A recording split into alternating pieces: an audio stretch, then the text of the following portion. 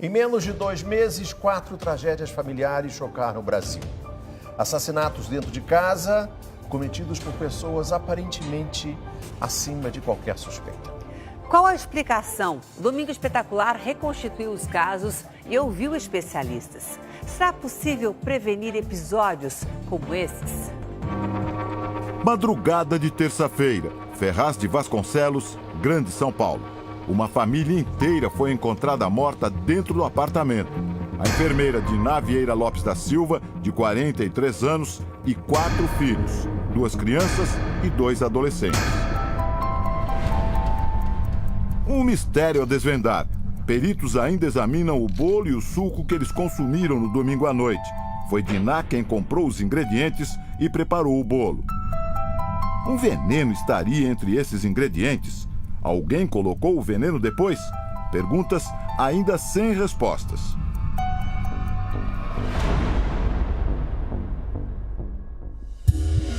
O principal suspeito é o namorado de Diná, o boliviano Alex Guinones Pedraza, de 34 anos, que está preso.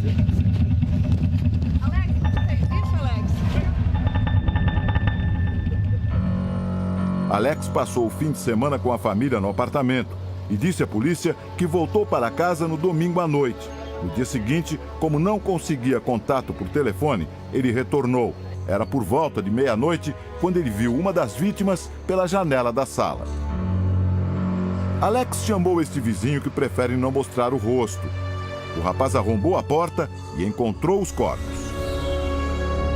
O que eu vi na sala acho que é a pior cena que eu já vi na minha vida até hoje, que até hoje continuo chocado com tudo isso.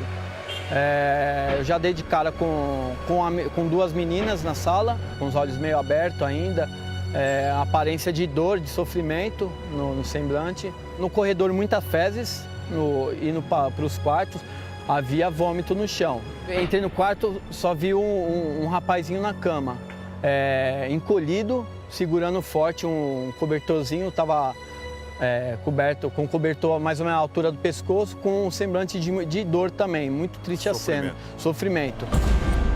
Diná estava na cama deitada de bruços e a filha de 17 anos caída no banheiro. Segundo o vizinho, Alex não entrou no apartamento. Aí ele falou, minha mulher tá morta, aí já saiu, tipo assim, a situação de desespero, falando, minha mulher tá morta. Eu tô achando estranho, porque ele aguardar, ele ser padrasto das crianças, né? E ver aquela cena e não fazer nada, esperar a gente chegar, ele tá muito calmo para uma situação dessa. Alex disse à polícia que comeu o bolo e bebeu o suco, mas não sentiu nada. Uma filha que ele teve com Diná também estava na casa e foi embora com ele. Segundo Alex, a menina de 6 anos foi a única que não comeu o bolo. Isso porque a irmã dela, uma das vítimas, teria alertado que o bolo estava doce demais. O ex-marido de Diná desconfia da versão de Alex. Veja bem, onde tem doce, toda criança gosta de doce. Agora, por que só os meus comeram o bolo, beberam do suco? O filho mais velho de Diná, que mora com o pai, acusa o boliviano. Emocionado, ele diz que o namorado da mãe era muito ciumento e fazia ameaças. Ele sempre me arrastava, minha mãe falou isso, se eu não matar o seu, eu mato todo mundo. Se eu não matar o seu, eu mato todo mundo. Em 8 anos de relacionamento, Diná registrou 3 boletins de ocorrência na polícia, todos por agressão. Nos depoimentos, ela afirmava que o namorado sempre foi muito violento. Alex cumpre prisão temporária de 30 dias. A polícia teme que o boliviano possa fugir do país. O filho de Diná morou com a mãe até os 15 anos. Ele diz que Alex é também viciado em drogas. Ele chegava bêbado, meio noiado, sabe? Cheirava, fazia as coisas, chegava aceleradão e ele chegava quebrando tudo. Minha mãe conquistava, demorava um ano, em um ano ele ia lá e arrebentava em uma noite. E eu ficava acuado assim. O psicólogo Antônio Serafim diz que álcool e drogas aumentam o risco de uma tragédia como essa. Em indivíduos já com características explosivas, com características intolerantes, ela potencializa a violência nessas questões. Seja o álcool, seja outra substância psicoativa, pode levar esse indivíduo a desferir um comportamento de dizimar a família inteira. O advogado de Alex diz que a família pode ser vítima de vazamento de gás. Ele lembra que em junho deste ano, um inquilino morreu no mesmo apartamento por intoxicação. Cujas características dessa pessoa que morreu por asfixia e vazamento de gás são as mesmas encontradas no cenário do apartamento dessa família aqui se investiga. Este toxicologista não concorda.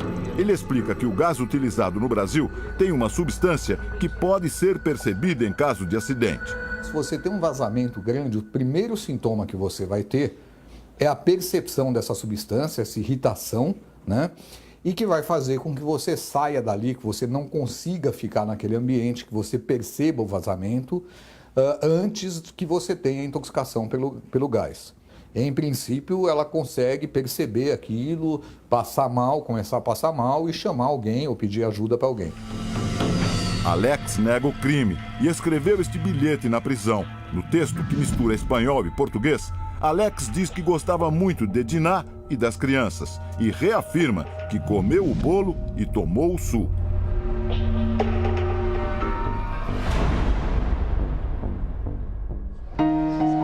Sábado, dia 14, na zona oeste de São Paulo, outra tragédia familiar.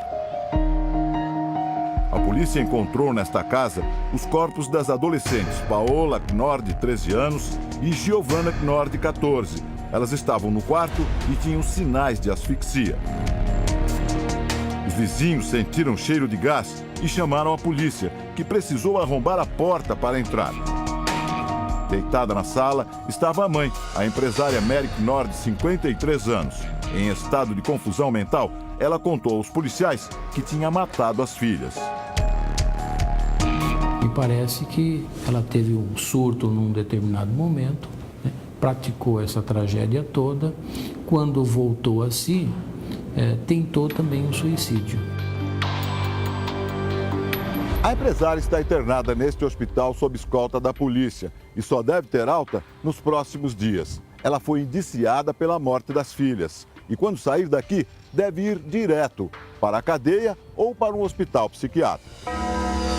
Mary tomava medicamentos de uso restrito, enfrentava dificuldades financeiras e respondia a inquéritos por estelionato.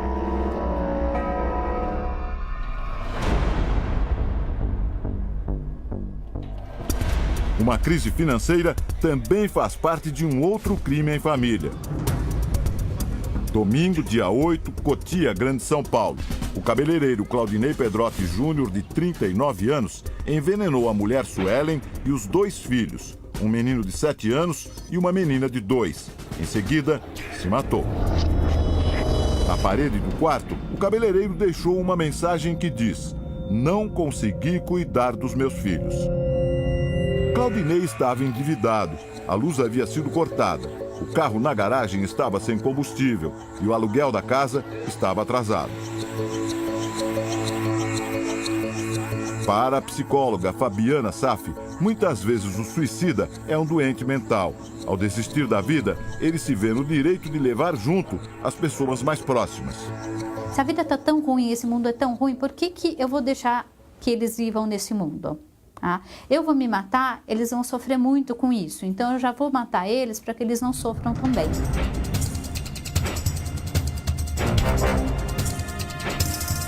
Com o caso da família Pesseguini no começo de agosto, já são 4 episódios em menos de 2 meses. Será só coincidência? Algumas pessoas, por suas características também psicológicas, elas são extremamente influenciadas pela divulgação. Então, um crime tende a provocar em algumas pessoas uma certa repetição disso, né? Essas pessoas são extremamente vulneráveis, são impressionáveis e pode também deflagrar essa ação. Pode ter um efeito de contágio. Um aconteceu, aí pelo fato desse ter acontecido, outra pessoa que também pensava, pode ser que seja melhor eu morrer mesmo, ou matar todo mundo.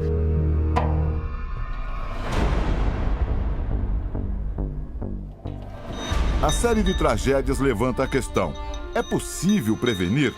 Os especialistas dizem que sim. Uma das recomendações é banir de casa ou manter sob controle tudo o que possa facilitar o pior: medicamentos, produtos tóxicos e principalmente armas de fogo. O acesso fácil às armas foi decisivo na chacina da família Pesseguini, que a polícia atribui ao garoto de 13 anos, filho de 2 policiais militares. Marcelinho aprendeu a atirar com o pai. A arma era da mãe. Crimes de autoria de menores no ambiente familiar tem muito mais probabilidade de estar associado com as condições do ambiente, como disponibilidade de arma e habilidade para manuseio de arma, do que efetivamente de uma doença mental. Se a pessoa já está mais deprimida, já está mais triste, a arma de fogo é um facilitador ali. A coisa já está ali disponível, como a arma, como remédios. Tá? Quando tem muitos remédios em casa, o suicídio, em função de medicamento, também é maior.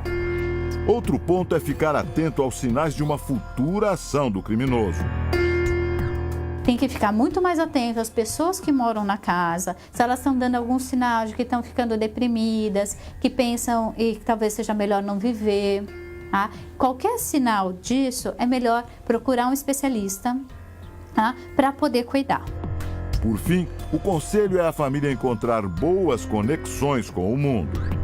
Todos os fatores viáveis para a melhoria dos relacionamentos entre familiares, como psicoterapia, a participação e um vínculo religioso e a formação de vínculos sociais, como por exemplo em atividades esportivas, de recreação, para que tenha um ambiente social amplo para discutir problemas pessoais, ter a resolução dos problemas de maneira mais rápida, sem que concentre todos os problemas apenas entre os familiares.